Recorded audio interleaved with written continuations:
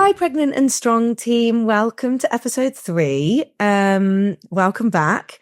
Today, I have with me Abby. Is it Tobin or Tobin? Tobin. Tobin. I asked my husband the exact same question. Yeah, Tobin. I thought it was. I'm really excited about this chat. I was just saying to Abby before we came online that I feel like I know her because I've been seeing her face and hearing her voice while I've been doing my Hatch pre and postnatal qualification, so upskilling myself. So to be able to actually share your expertise with this audience and just record this conversation, I think is going to be amazing because I've learned so much. I'm kind of in that weird spot at the moment where I'm coaching pregnant and postpartum women and I'm pregnant myself. So I'm like learn and I'm a CrossFitter. So I'm like doing the course mainly from a coach's perspective, but also going, oh, I've learned that for myself about. Love that. Yeah. So, it's really amazing to have you. And like I said, I came across Abby from doing a Hatch qualification. I'm sure you'll talk about Hatch. Hopefully we can talk about it as we go through the chat. We were also just talking about this before starting recording, but the other amazing thing, which we will get onto, is Abby's kind of approach to pelvic health and her emphasis on this. And I think we'll definitely come to this, but as someone who's working in the fitness space, I feel like it's a neglected, and I'm a relatively new PT, so I've only been PTing for 3 years, but I've been training myself for many years. And it's definitely something until I became pregnant, to be honest, no one had really mentioned it to me and I hadn't really thought about it. Shock. Shock, exactly. And I actually had someone reply. I put a reel on advertising some new classes and I had someone reply to it this morning saying, can I come? But I'm 26 years postpartum. And I thought, like, that's actually a really good point to bring up in this chat, is that we just don't know enough about it. There's not enough information about it.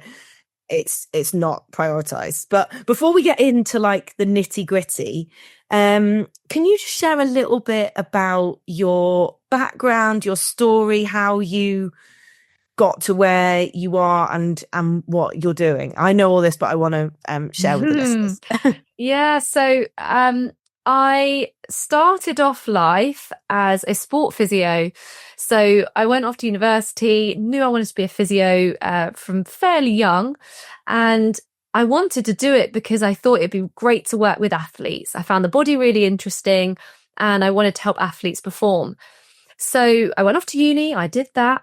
And they mentioned at university this women's health placement and how you had to look at vaginas and talk about poo and wee. And I thought, oh my goodness, this is not what I want to do at all. I hope I never get that. And I thought you were going to say great. No. I thought, oh no, that's, I was maybe a bit more prude then, I think. A lot more prude than I am now. So I was very much not interested in women's health whatsoever. And then I had my own baby. And I think that's a really common story for fitness professionals, healthcare professionals. When you suddenly realize what a neglected area it is, alongside my sport physio love, I was a 400 meter and triple jump athlete. So I had a whole team around me. I had a great university who were very much into their sport. So I had psychology, I had nutrition, I had S&C, I had my running coach, my jumps coach. I had all this support, right? And so I knew what it felt like to be looked after from a health perspective to make me perform my best. And I trained all through my pregnancy. We didn't have a lot of the research we have now, but I was told I could continue as long as it felt okay. So I did. And then I had a really hard birth and a lot of factors outside of my control. And I had a missed 3rd-degree tear. I then got a prolapse because of the lack of support that the perineum provides. And if it's not sewn up properly, you're going to have a problem. And so I had fecal incontinence. I was struggling with that heavy, bulgy, draggy feeling. I felt like my life was over at about 4 months postpartum when I was told, nope, not going to be able to run, lift, do anything really again. And I was already symptomatic just day to day. with just trying to move a buggy around and, look after my baby. So it was the lowest point of my life for sure. Yeah. And then all of a sudden this world of women's health came to light. And I sat there like people listening to this will do, where they go on Google and they type in women's health physio in my area. That is literally what I did. I knew nothing about it. And I went along to see a women's health physio, and she explained what this prolapse meant to me in much more detail, which was much more helpful than the consultant. But she still said, it's unlikely you're going to reach that level that you got to again because of the injuries that you had to your body. And I just sat back and I thought, no. That doesn't make any sense to me. Not accepting that. No, not accepting. Ignore. I knew that I needed to gradually build it up, but I was a sports physio. I knew how to gradually load. I built people back to football from rupturing ACLs. So why are we so quickly saying no? Because of injuries that you sustained in birth. I did not see the reasoning at all. And I didn't understand why the answer was to not load and make me stronger. It made no sense to me. I didn't know how far I would get. That's the thing I didn't know going in. How far could I get my function level back up again? But I knew that doing nothing wasn't the answer. So I went out there. I was good physio.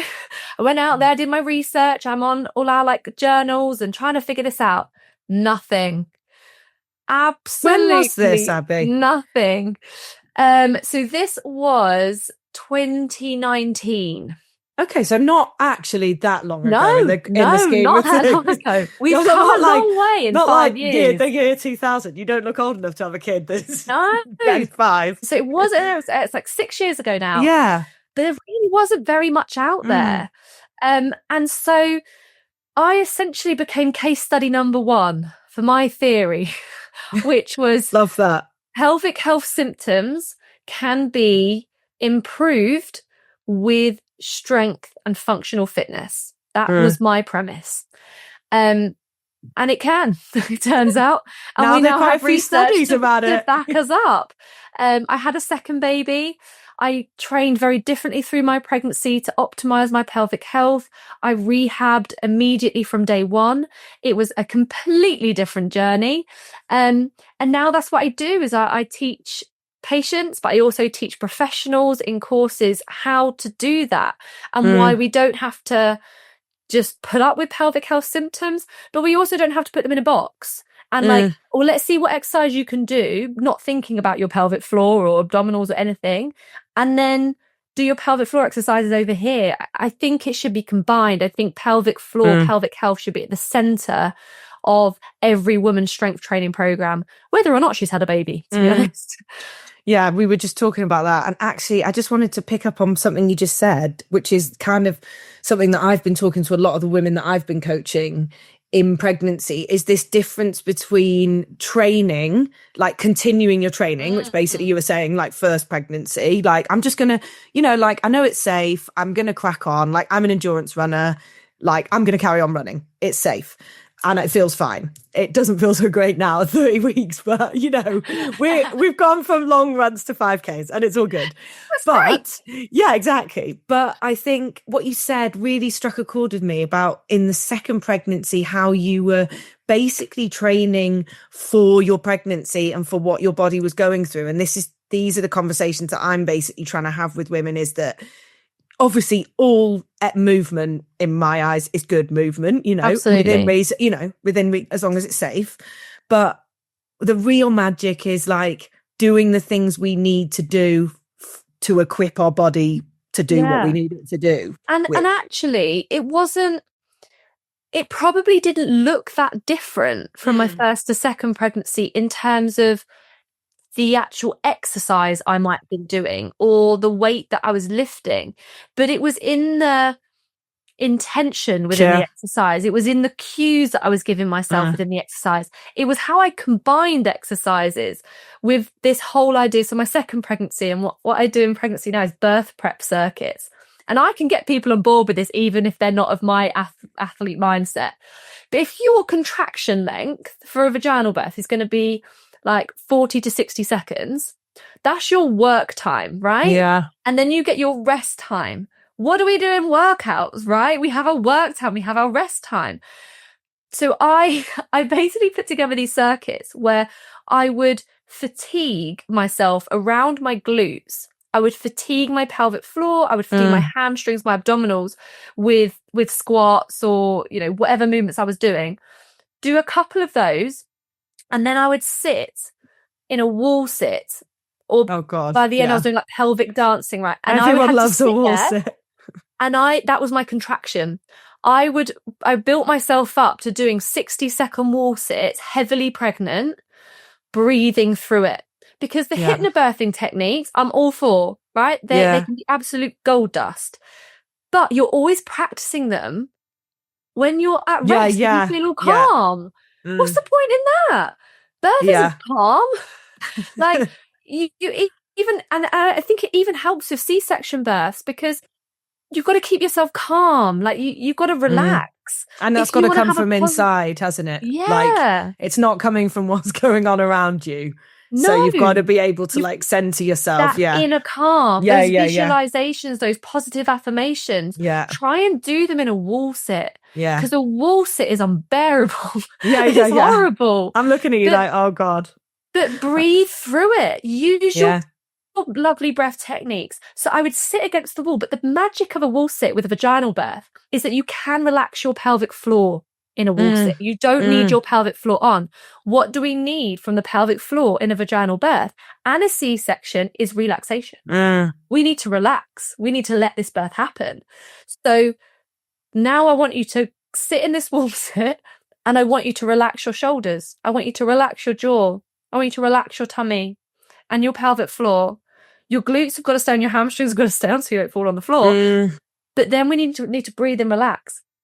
And mentally, the resilience that gives you to being uncomfortable to the point where your brain is telling you, get up, stop it, just stand up. This is really uncomfortable now.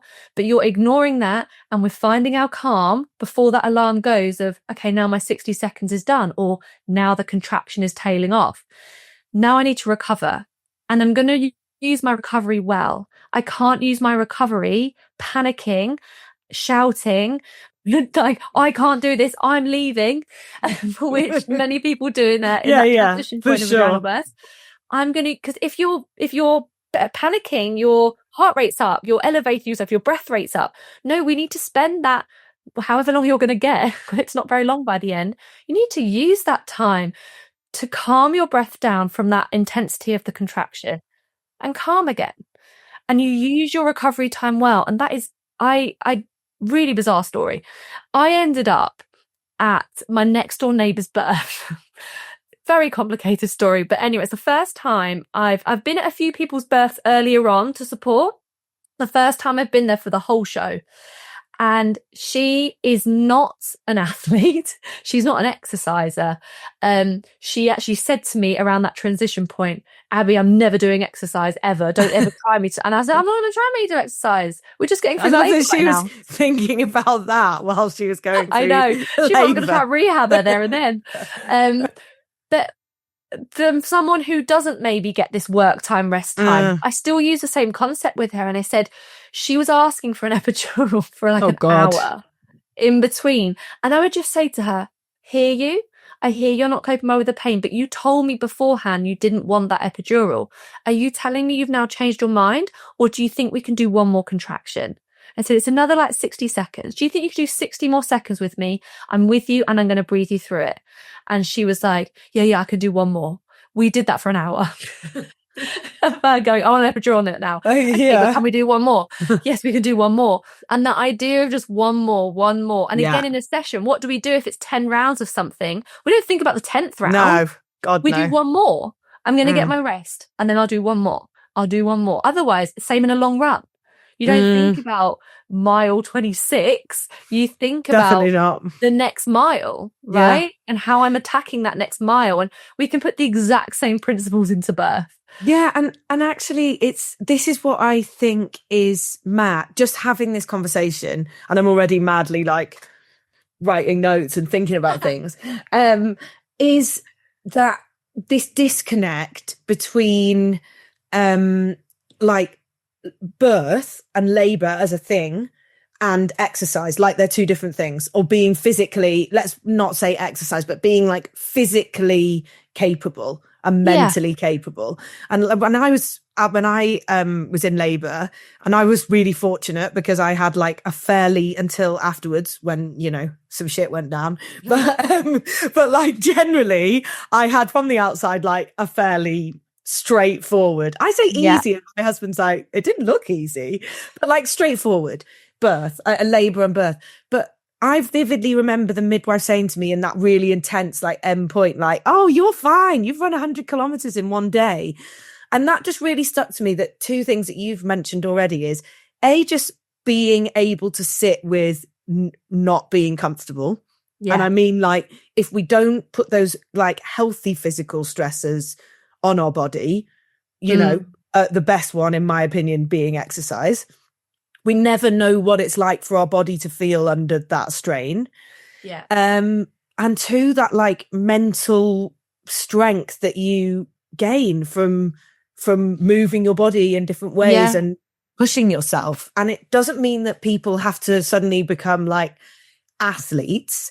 But I think what we're both saying is that having that awareness of your body and being able to like dig deep, whatever the birth, you know, I didn't have a C-section, but I think, you know, for me, a lot of my friends and clients have had C-sections. There's different challenges where you need that physical and mental strength. It might just not be at exactly the same time as a vagina birth.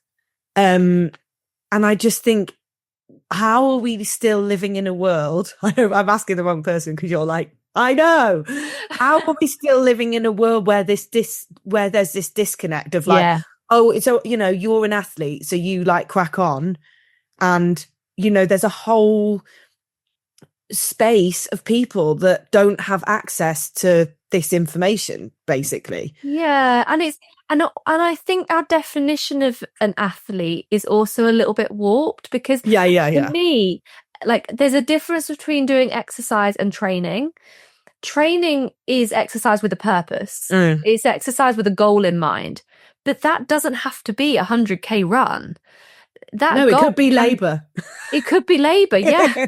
So I like to think of kind of crafting this athletic mindset through pregnancy of, you are about to go through something incredibly physical, and I include C-section in that. Yeah. The actual rehab from that is its own challenge. That even if we end up with emergency C-sections, in a state of anxiety and panic, being able to still, like, when someone goes in for an emergency C-section, they're having contractions whilst that's happening, usually if it's an in-labor C-section.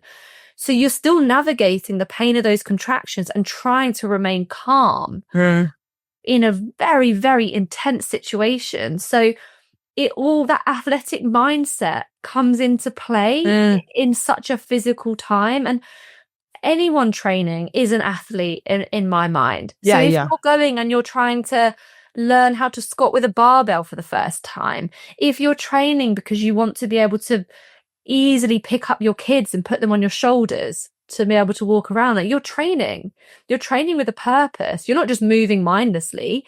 Like, you've got an intention behind that movement. That's what makes it training. And if you are training, you are an athlete in my mind. 100%. You're not an elite athlete. Fair enough. No.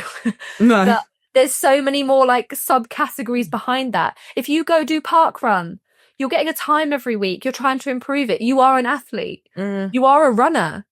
Like, there's a lot about that with running, of like, especially now in the fitfluencer world where suddenly running's become like very glamorous and very influence. It's just like, if you run whatever distance that is, you are a runner. That's the magic. That's the amazing thing about running, right? Is that like any, you know, I think that's right. It's breaking that barrier down, isn't it? Yeah, and I think it's women who do that. Men are much more likely to call themselves an athlete. Yeah, 100%. Especially like, you know, I'm not an athlete. Like, I did a high rocks last year. Like, I'm not, but like, I just did it for fun. Oh my God, a man in the same situation. I'm a high rocks athlete. Yeah. You know what I mean? They've got that confidence to be like, yeah, you know, I'm going to take up space and I'm an athlete and I'm going to give myself that label. If you sign up to any kind of event, whether it's a fun run or like an elite race, and you're putting yourself in for the county champs cross country, I don't care. Like, you're a runner, you're an athlete. Yeah. And that athletic mindset that you use to get through your park run can help you in birth. Yeah.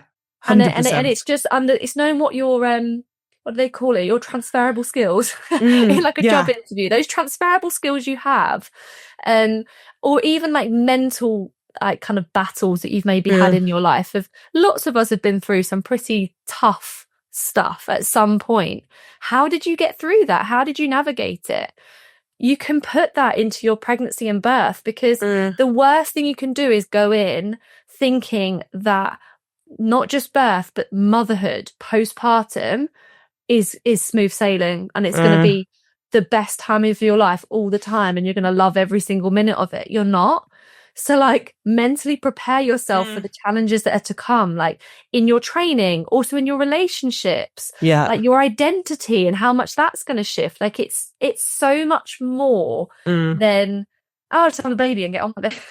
Like, the rehab, the mental resilience for the rehab afterwards is huge, which is why so many women don't end up doing it, because it feels like too big a hill to climb. And what advice would you give people who, you know, because I feel like you and I are coming from a place where we've both trained for a long time. So it was part of our lives before we even, well, for me, my personal story is, you know, I didn't have my first baby until I was 38. And I went through most of my life being like, nah, you're all right.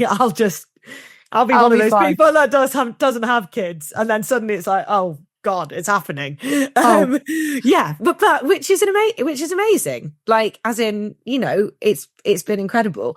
But I think so my training just kind of weaved into that, and I could really see how it was going to help me because I was already in that space. But what advice would you? I'm really interested in those people that feel really far away from us in terms of like this. We both do CrossFit. But you know, like we're part of that sort of world of like, you know, fun, like athleticism where it's part of our life. But I wondered if you had any advice for those people that might be listening who are like, oh God, this feels like a real world away from me. So I run a mum's class on a Tuesday. I follow on your Instagram and see what at my local gym.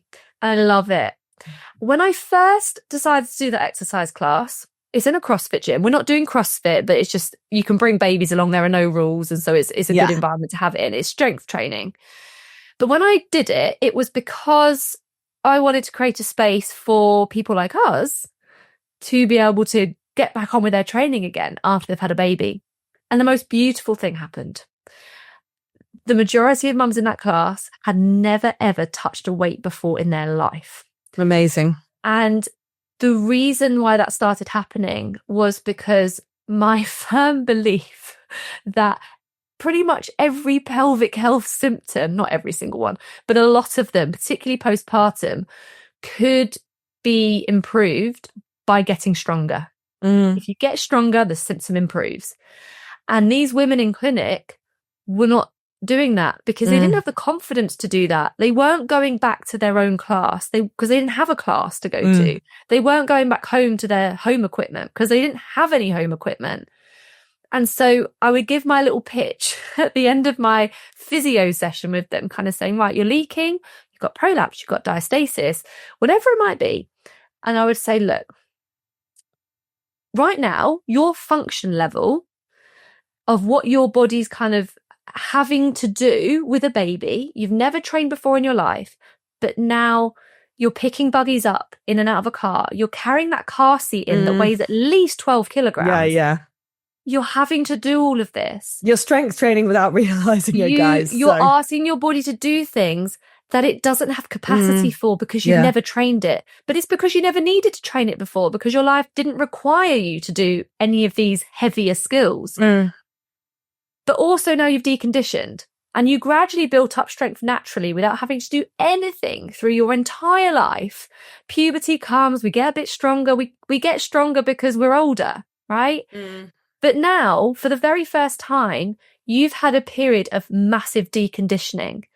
Your abdominals were stretched. Your pelvic floor got chronically loaded by a baby in there.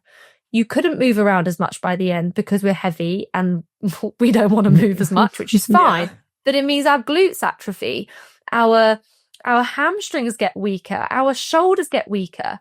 So although you've never trained before and you were okay, now we've got weaker. Yeah, because you've deconditioned. Does. Yeah. So now our starting point is lower. Than it was before, but your body's being asked to do more than it ever was before because of mum life. And like no sleep. You're not recovering. Yeah, all those things. Absolutely. So I say, basically what I say to them is, if you want to feel strong, you want to be able to pick up your baby every time they need you without it hurting your back. You want to be able to go on the bouncy castle with them when they go to the birthday parties and not be a mum sat on the side because they didn't put a pad in. You want to be able to go on holiday and do all these activities and not have to think about it. Whatever you're picturing your life is going to look like with your babies, if you want to have that and feel comfortable doing that, never have to have a second thought about doing any of these things, you now need to do strength training, not because you enjoy it necessarily. I usually work on that. We work on it. Yeah, exactly. But we get to that point. We're not starting because we're really interested in doing strength training. We're not doing it because we get that buzz like we do of picking up a barbell. We're doing it to give you the full capacity so that you never have to sit on the sidelines. You can always do what you want to do with ease. That's what we're training for. If you trust me, come along to the class, or like if they're at home, like get a little bit of equipment and I'm easily just slowly inch it in. I'm never going to ask you to do anything that you don't feel comfortable doing or that I didn't think your body could do. But you will get stronger if you trust me. And they come in and they look absolutely terrified. Yeah, I've had the same experience. I've had mums cry overwhelmed tears when I hand them a barbell for the first time, because it's so alien and it feels so unfitting with their identity that they're vulnerable, that they're not an athlete. They've never lived maybe in their life. If you're class where they have their babies there as well, because I teach classes where they have their babies there, it is this like juxtaposition between like I'm lifting a barbell but my baby's on the floor and I'm like yes, it's amazing. I know. And they do, and the confidence goes up and up and up. And actually, the thank you card I've got behind me just there was a mum who, she was a horse rider, but she'd never lifted a weight in her life. But postpartum, I gave this talk to, and she went, okay, yeah. And she was struggling on the horse with her back for the very first time. And I said, you're doing quite a lot of impact. She basically couldn't go above a certain like speed on the horse. And I said, we've got to build you up to do impact training. You never had to do it before because you hadn't deconditioned, but we're deconditioned now. We have to build it back up again. And in her card, she wrote, you make hard and scary things feel possible. And I was like, that's amazing. That's why it's still there. It's like the best thing someone could say to me is that I make them do something hard, something scary, but it eventually builds to the point where they're like, I can do anything. Yeah. And I've had mums in that class go from crying when I give them a barbell or doing body weight squats to a box because they've got prolapse and they're terrified of it. It's incredibly symptomatic. And one of these girls last week, she got a PB in her front squat, not even a back squat, a front squat of 55 kilograms. Yeah, it's amazing. In a year. Yeah. So all I would say to people listening going, that's not me because I couldn't even get there. Don't look at the end point because right now that will feel so abstract and not possible. Just show up. Find someone you trust and just show up, because if they've got the right expertise and they just gradually build you up, push you to your limits in terms of what you feel confident with, but just gradually inch you up, you will get there. You will get stronger. Your body doesn't exist by any different rules to mine. We all exist by the same rules. We load our body, it gets a bit stronger. We load it, we get a bit stronger. And whether your starting point is, I've never touched a weight in my life, I've never run in my life. I've never done anything exerting in my life. It doesn't matter. Like, your body will improve, and actually you'll improve a lot quicker than I will, because you're brand new and the body loves brand new. Exactly. So you'll improve really quick. I'm like inching out little PDs now here and there, but I'm like, get the 1.25s on the end to see if I can inch it up a bit, for sure. My ego's too big for that. I'm like, I'll just give it a go. Deal with the consequences. I think that's just such great advice, and I've had very similar experiences working with like similar demographic of people. And I think what's amazing is the other thing that struck me when you were speaking is that how lucky people are to have you, because that what I think is missing still is this like connection between the healthcare and the fitness base. Like, I'm sure a lot of physios recommend strength training, but it's different to actually being able to like see that journey through, you know. And I think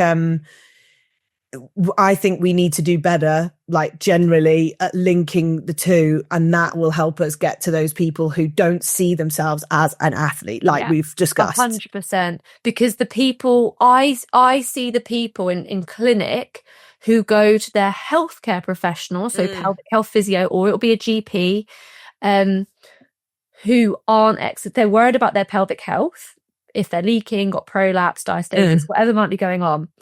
But they will go to the healthcare professional because they don't want to go to the fitness professional, which is absolutely right. If you've got symptoms, you need to go to the healthcare professional. But then the challenge that we've got at the moment is that the healthcare professionals and the traditional pelvic health way, which I don't like, is to gatekeep. All these patients are vulnerable. They've got all these symptoms. So we're going to keep them over here with us doing pretty basic pelvic floor exercises or Kegels, maybe add in a bit of body weight movement, maybe progress into some Pilates.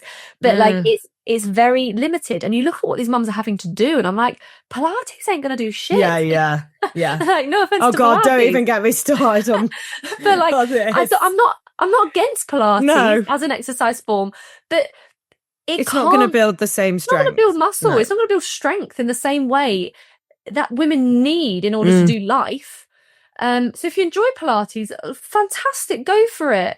But we need a little bit more than that, particularly if you've done Pilates for a while and you've still got symptoms going on. But then the opposite problem is that people then go to the fitness professionals where they go, I want to get stronger.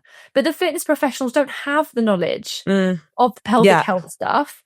And therefore they either cause problems because they're overloading you for what your pelvic floor and your core canister can do, or they underload because they're terrified. And then you don't get better. You don't even get stronger because you're underloading them.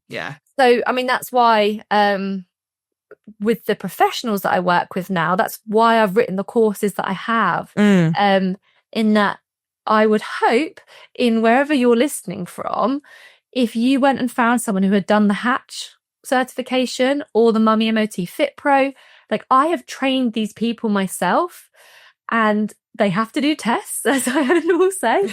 I make sure people are up to standard. And I would really hope that you would receive great care from anyone who is trained by me. And if they aren't, then tell me.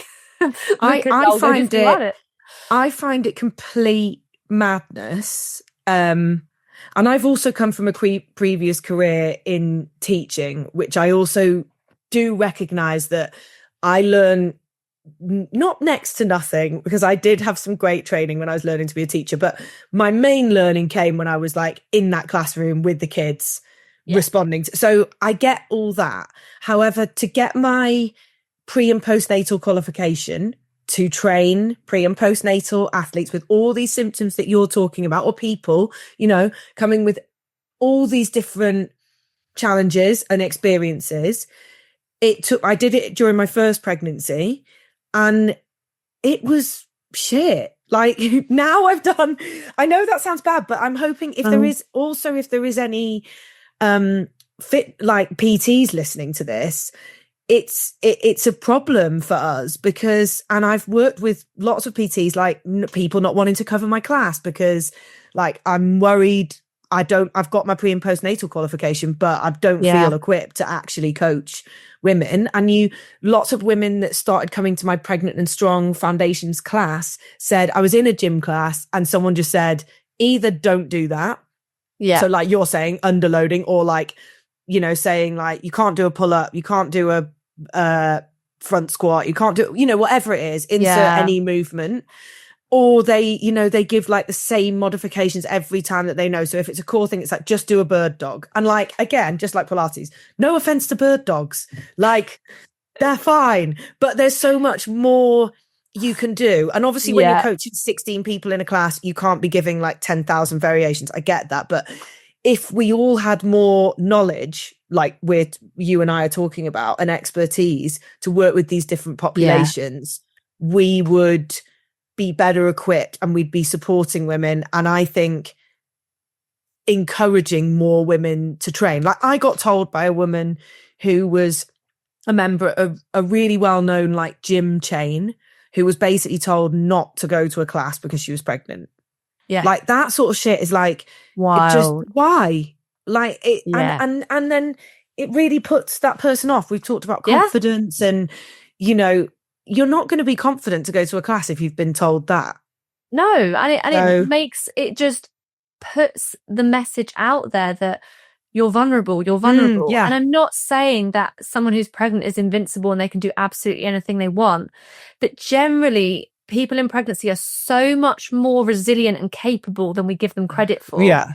And that's what the research shows. The research shows that women who do high intensity exercise before pregnancy and continue it, who do the heavy loading, all that, if they train up to delivery, it's huge on the birth outcome and postpartum outcomes for those who train all the way up to delivery.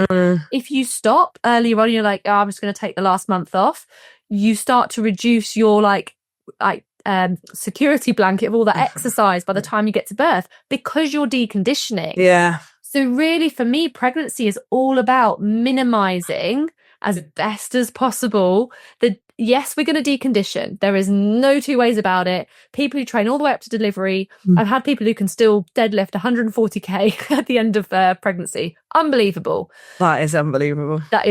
Her best was at 180. So it wasn't deload for her. I'm probably at a similar deload. It's just the numbers. Yeah. But this is what I mean. If you follow what a lot of people would say, she would stop deadlifting or be deadlifting like 30 kilograms. Yeah. But for her, like 140 is a deload, but she's still deconditioned. So she couldn't go back straight away and lift 180 again. So yes, we decondition, but we want to minimize it as much as possible.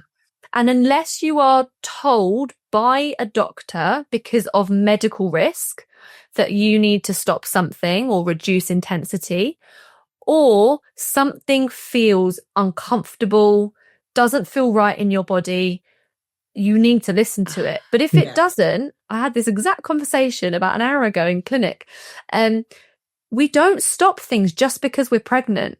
If you don't have to drop to the back of the class and take it super, super easy just because you're pregnant. You don't stop running just because you're pregnant. We stop because our body gives us a reason to stop. A signal. Yeah. Not just, well, I'm in my third trimester, so I'm not allowed to do that anymore. That's really, really, I think that's such a shift and a way of thinking that is still like not commonplace. Yeah. And what it needs to be thought of, if you get a class who says you can't come anymore, a PT who says I can't train you anymore, that is no reflection on your capability as the pregnant person. It's on their expertise. They can't train you because they don't know what to do anymore, not because your body's not capable anymore. And what would you say, this links, I think I completely agree. And I'm so lucky that at my gym, there's been a few of us, there's been 3 of us that have been pregnant at the same time. So our head coach has been really like doubling down on, I mean, he's also very, like, I go to CrossFit with my husband and my husband's like, can you just, and our head coach is amazing. He's just like, Iona, you crack on, you can do it. You can do it. And actually it's just having someone there that has the confidence in you. And some days I'm like, okay, I'm not feeling like this Olympic lift. I'm not feeling this, but generally I go in there feeling empowered. Like this is this is what I should be doing, and my body feels good.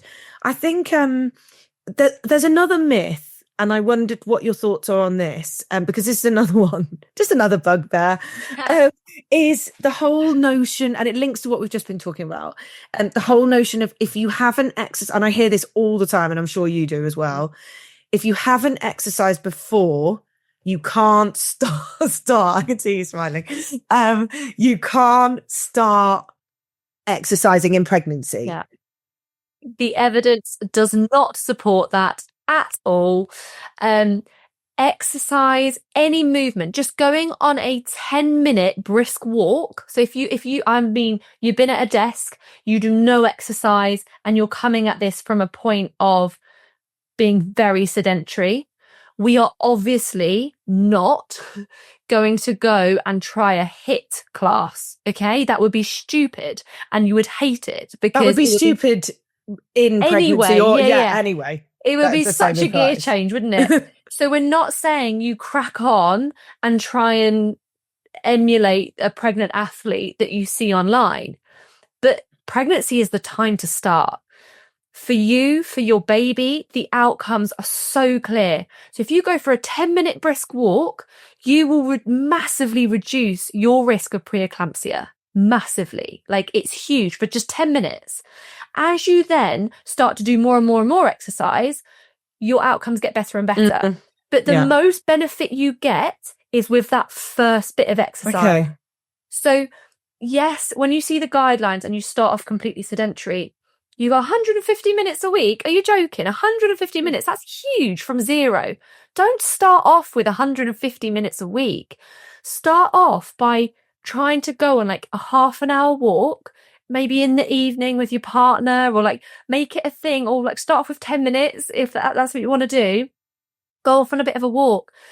If you've got like a static bike in your house that's been gathering dust in the corner, get it out, watch TV. The clothes horse. While you just go on that.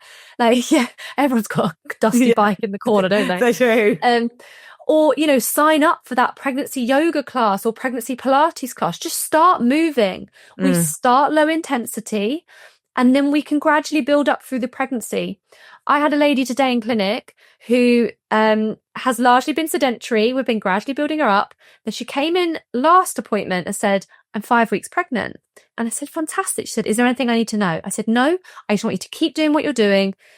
Be mindful of your energy levels. If you feel really sick and all that, you've got to listen to your body. But if your body feels up for it, I want you to move, and it's good for you to move. She came back to me today and she said, well, I went with what you said. And I decided to join. She does a boot camp like once a week. She was like, I thought I'd go to the run club. You said I could. And I was like, yeah, of course. She said, I just ran 5K for the first time ever without stopping. She's 12 weeks pregnant now.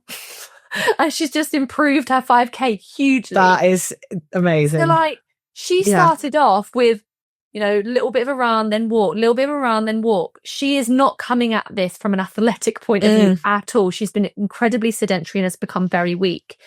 She has gradually built up during pregnancy. And she said to me, can I keep going? Like, do I have to start dropping back? Yeah. I was like, no, your body feels good. She said, I feel great when I'm doing it. And I was like, well, keep doing it then. See if you can get your 5K time down. Like, yes, by the third trimester, we're not going to be doing that anymore, because we're probably going to go run, walk. And then we might get to a point where running isn't comfortable. It's her third baby. Her belly is going to be big. Oh God, yeah. It's going to be big by the third trimester.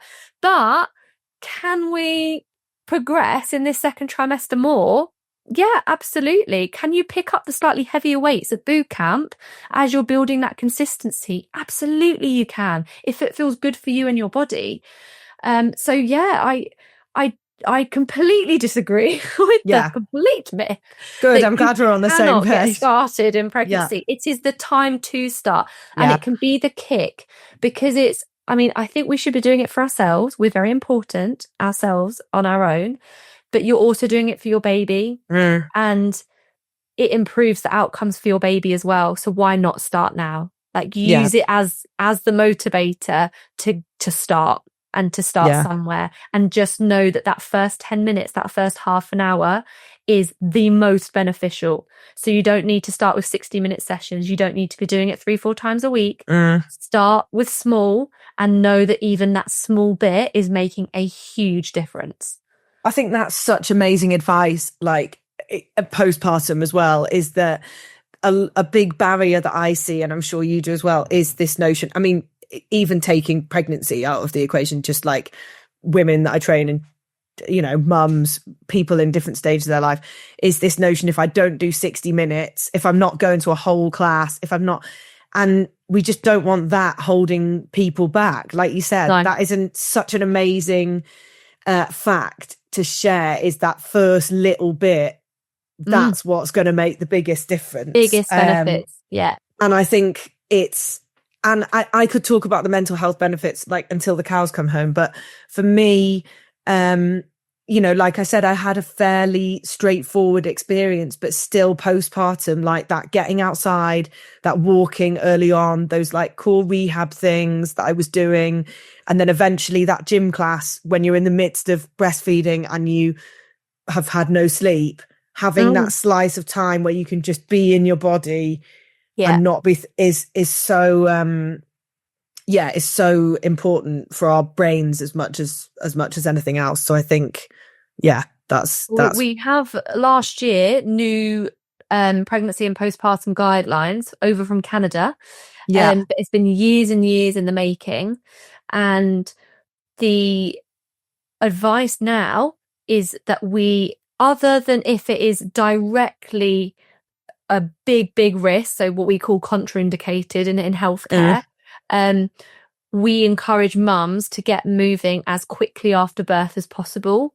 And one of the biggest reasons for it was the research that was done into the mental health outcomes and sleep quality outcomes, not quantity, because we're not in control of that postpartum. Unfortunately not.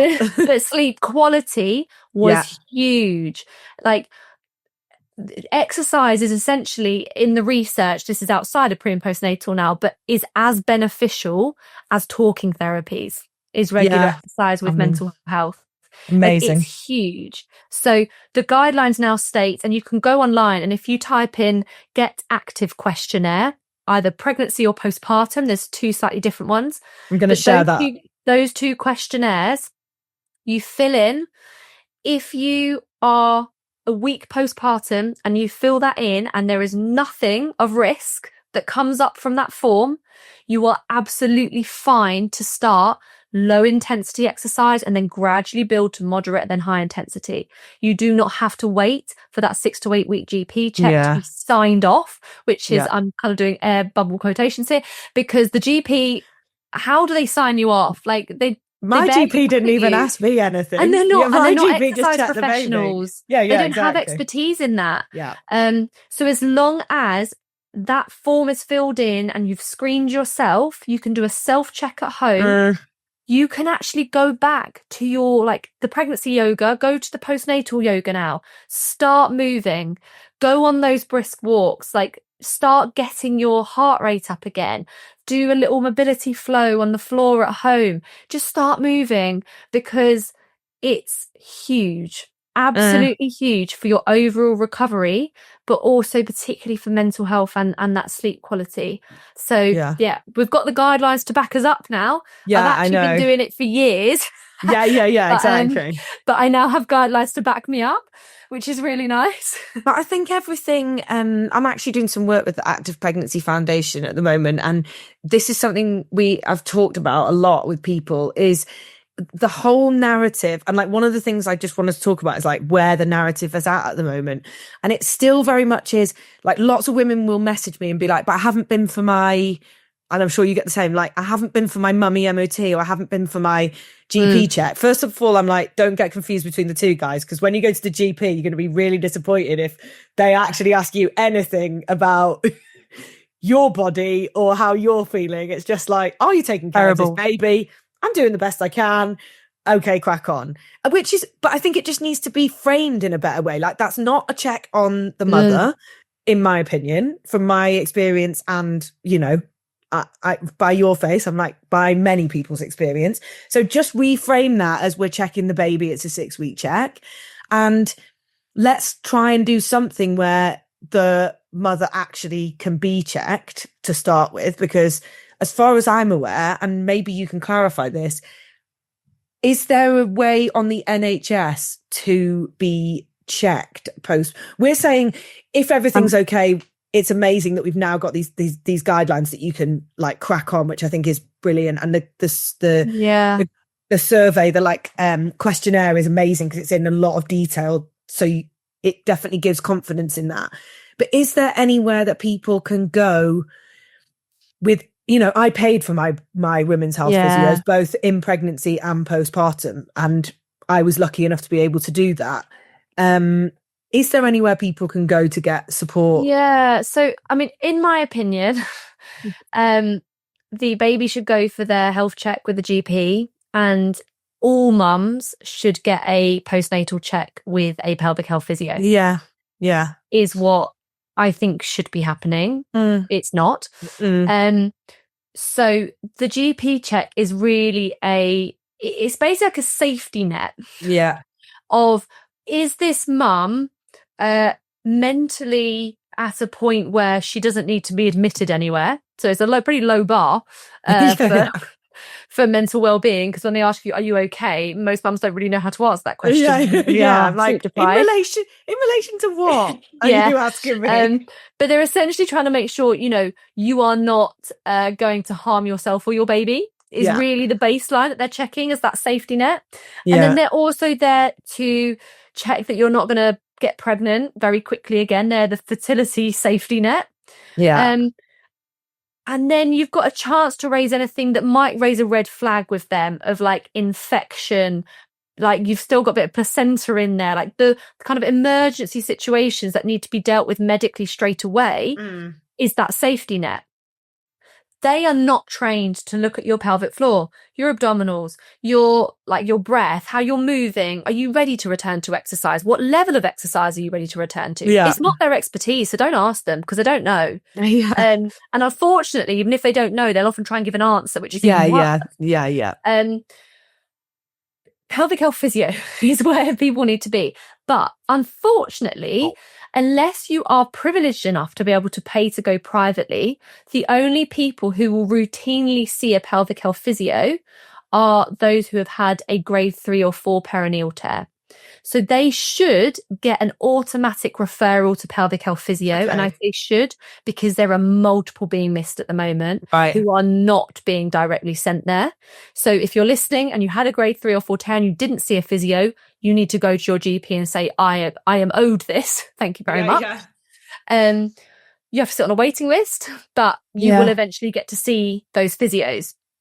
If you have any symptoms, the same as if you were to go along to a GP and say, I don't know, I've got all these respiratory symptoms and the GP has tried their typical management, it doesn't work. You should then go to a respiratory consultant. The same thing should happen with pelvic floor symptoms.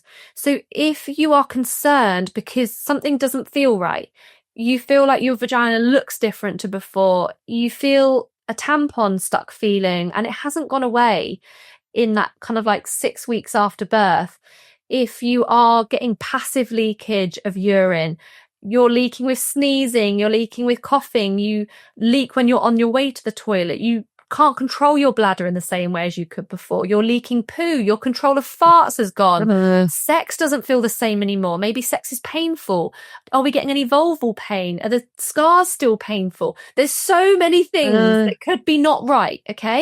It is a symptom that the GP is not equipped to deal with. He should refer you on. You need to go to your GP and say, I want a referral to pelvic health physio.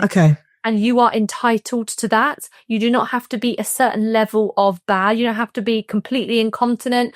You don't have to be elderly with prolapse. You are entitled to go and see a pelvic health physio. So ask for it, but you're going to have to ask. And you may have to wait.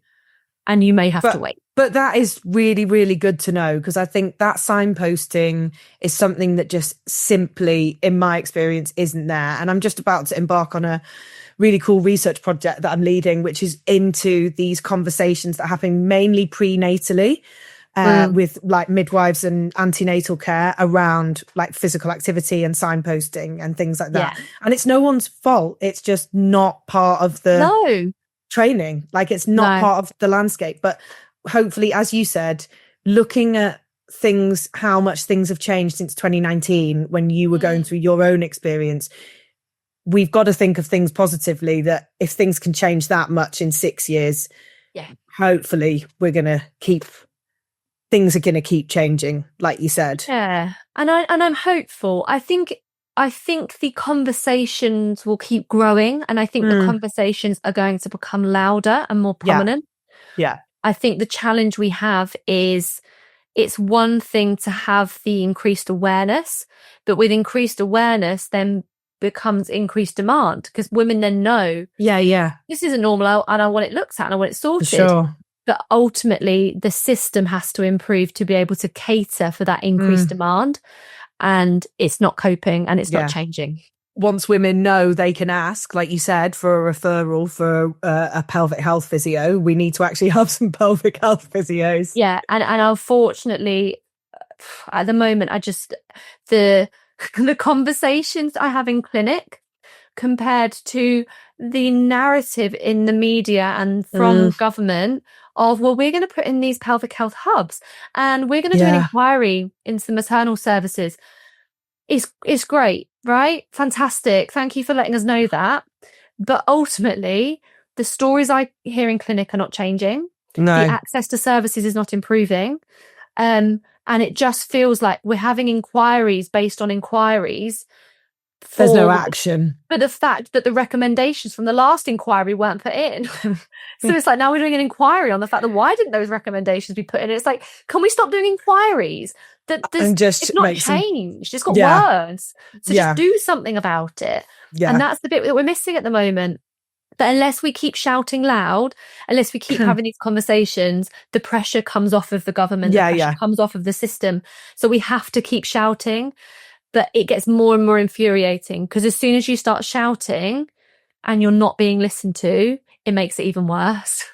And I just think it really, having worked in a school with many families that weren't privileged and didn't have access to these things, it really still sticks in my head that why should it be just because someone can afford it, they can have the care that I've had, for example. Like I had a straightforward labour, pregnancy and birth, and I went to a women's health physio 3 times prenatally, 4 times postnatally, just to make sure everything was okay and get support, because I could. I just think there is something wrong if it's only available to a few people. So I think you're right. And the UK is massively behind in terms. It is. It's massively behind. I'm in France at the moment, and I spend a lot of time here, and I've got British clients that live in France, and they find it completely nuts that you're just signed off and there's no follow-up. Like, they have so much postnatal care provided for them. And unfortunately, without going on a massive rant about the patriarchy, it is because the British system is entrenched still with the narrative that women are the vessel to bring the air into the world. As soon as you're not the vessel anymore, you don't matter. It's what the system is saying based on the level of care. It's disgusting. It's completely disgusting.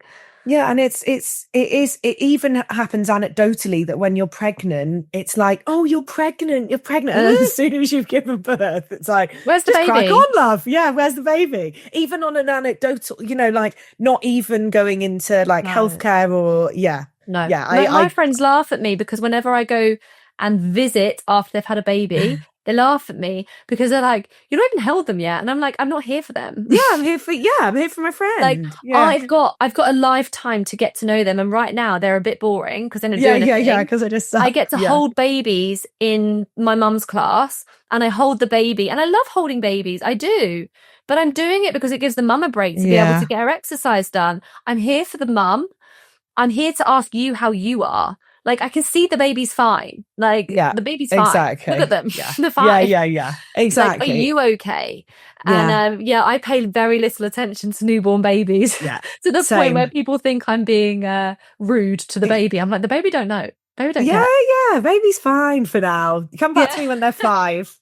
I just you shared so many great things already, but I just wanted to end on 3 things: some resources or people to follow that people can go away and look at. 3 tips, if you've got 3. You've shared so many already, so it might just be like drawing out a couple of those, and where we can find you. I'm going to put all this in the notes. All right. So my key follows, or like resources, things that you can go for. If you are pregnant and you are feeling pretty overwhelmed about the whole thing, we said pregnancy care is better. It's better than postpartum care, but it's still not great. Yeah. So midwife Pip is my go-to for everything pregnancy. She's great. She's absolutely fantastic, and she comes at things from a really level, open mindset and a very individual mindset.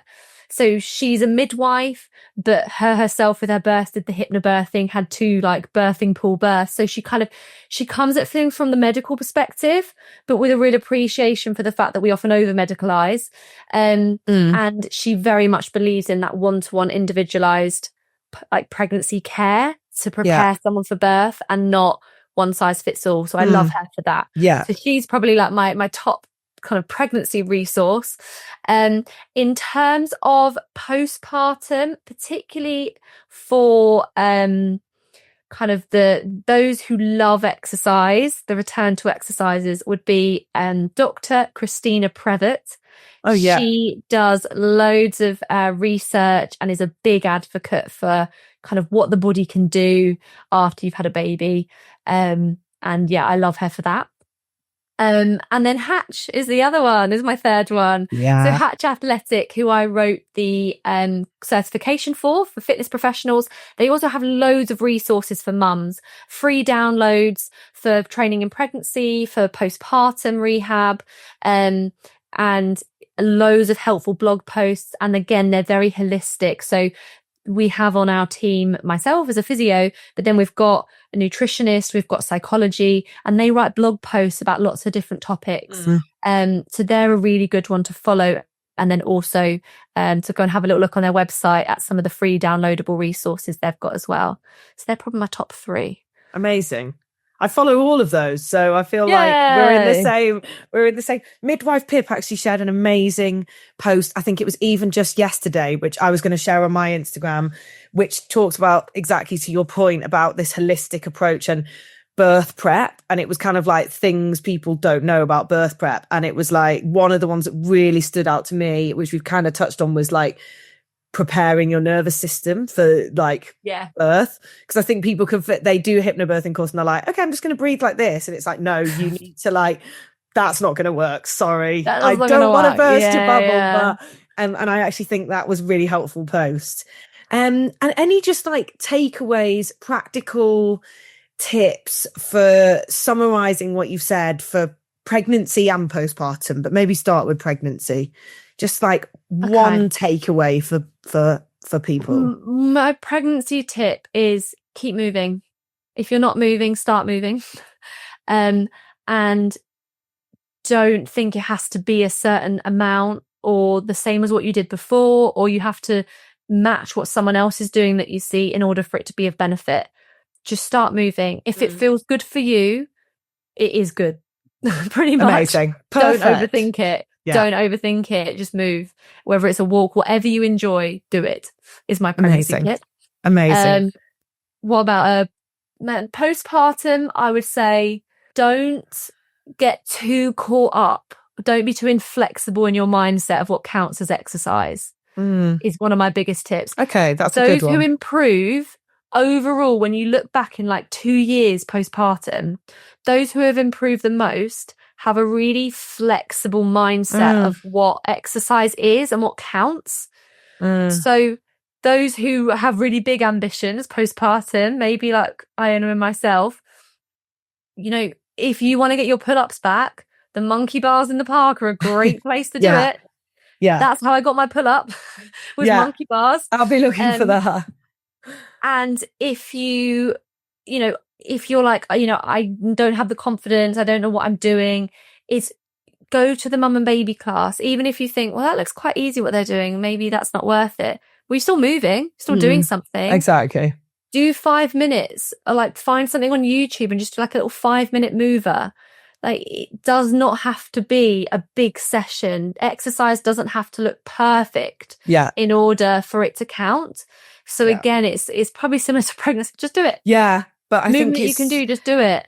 But I actually think at these times in our life, that is the best piece of advice, because I think especially when it's a big shift going from just you, especially when you have your first baby, and suddenly you can't just leave the house whenever you want and do. So it is about, like, I want to move. I know it's important for me. How am I going to fit it into my life now? Because my life don't is wait different. for it to look. Exactly. Yeah, it can't be perfect. Don't wait for it to be exactly how you thought it was going to be, because otherwise it will never happen. And so, just any little counts. But make sure you kind of start lower intensity, build up to moderate intensity, that gradual progress. When kids are ill, take the pressure off. Shame is very helpful. Don't beat yourself up for not hitting a certain number of sessions a week. Don't beat yourself up if there's been a month that it's just been a complete write-off. I've had them, and you still progress as long as you have that flexible mindset of, what little thing can I do? Now, am I just out of habit? Do I need to try and find that time again? And it's got to be flexible. You don't get there by having a really rigid mindset of what exercise looks like. It's small things. The small habits build up to big things. That was definitely a big a steep learning curve for me, but an important lesson, I think. And finally, where can we find you? So on Instagram, I am the Strong Mama Physio. So MAMA for mama rather than 2 M's, because it's what I call my mama. So the Strong Mama Physio is where you'll find me. If you're a professional, then I do courses with Hatch Athletic, and then I also do an in-person course with Mummy MOT as well. Because I always feel that PTs never get that in-person. Yeah, we don't. Support, I just saw your post the other day about that, and I was like, we don't, and we need it. So it's amazing. My online stuff is with Hatch, and then I do an in-person like weekend with Mummy MOT. And if you're a patient, then you'll find me on Instagram. It's the best place to find me, and hopefully I'll make you laugh a little bit. I'm not very serious, and make pelvic health feel a little bit more accessible and less taboo. Is always my aim. So amazing. Thank you so much, Abby. That's been, honestly, like, I can just imagine, I've learned so much, and I'm working in this space, and I've got some takeaways. So I really hope that everyone who's listening has gained, as much as I have, because has just been great to have your expertise and knowledge. So thank you so much. Thanks so much. Thank you so much for listening, my Pregnant and Strong team, to another episode. It's fantastic to have you here. I'd love you to subscribe and share. It's going to help us spread the message far and wide, and also just share with anyone you know that might be on this journey, because I know there's not so much out there about these kind of topics that we're talking about on this podcast. So I'd really love you to share an episode or the link with someone you know, a friend or family member, and I'm really hoping it brings you some help, support, comfort at this stage. And please do comment, get in touch on Instagram. All the details are in the show notes, and I'll see you next week.